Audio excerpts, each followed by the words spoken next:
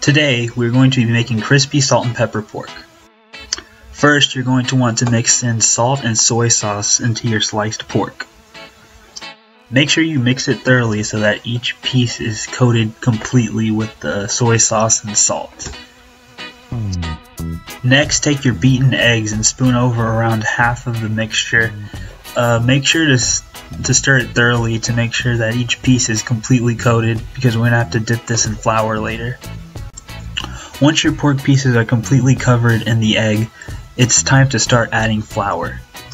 You may need to add more or less flour than the recipe suggests to your pork. Flour to completely and evenly coat each piece. Once you are done mixing in the flour, it should look sort of like my picture. Once you have coated your pork in the flour, it's time to start using the deep fryer. The lines in the fryer represent the minimum and maximum line for the oil. My deep fryer can hold up to 1 liter of oil. I'm only going to fill it up to the minimum line because when I add the pork later, it should displace the oil so it'll reach about the maximum line. My deep fryer doesn't have a temperature control, so I have to use a fryer thermometer that was like $3 or $4 at Walmart to see when the oil is heated up and ready to use.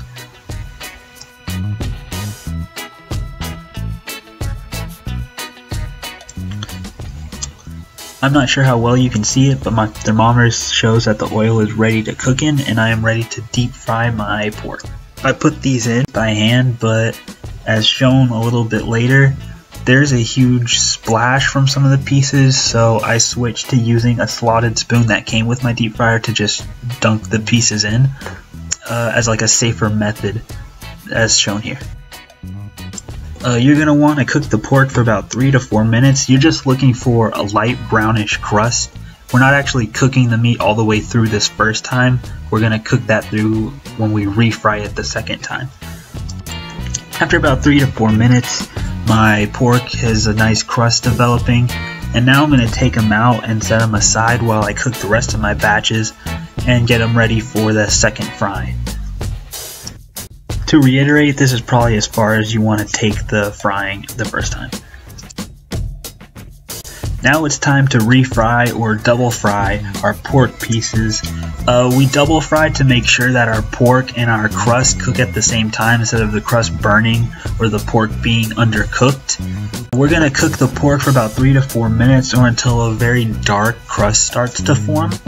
Another way to tell that the pork is done is that the oil starts to have less bubbles in it in addition to the dark crust, so then you'll know that it's done.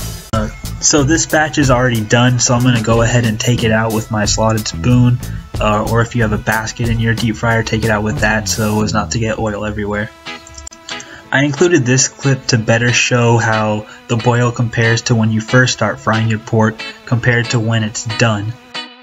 When I first add the pork, there are a lot of rapid bubbles around the pork pieces, but as you'll see, the bubbles will start to slow down and the oil will start to clear, and that's when you know your pork is pretty much ready.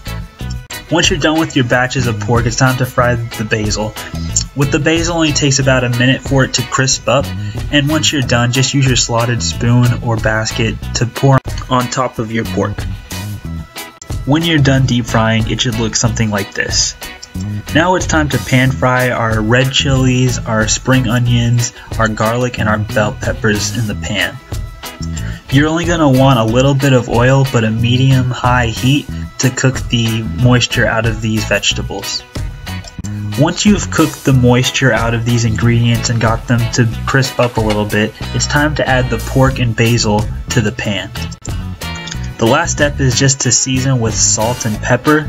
I decided to add a lot of it because, you know, it's called salt and pepper pork for a reason. I decided to serve this on some brown rice. Thank you for your time.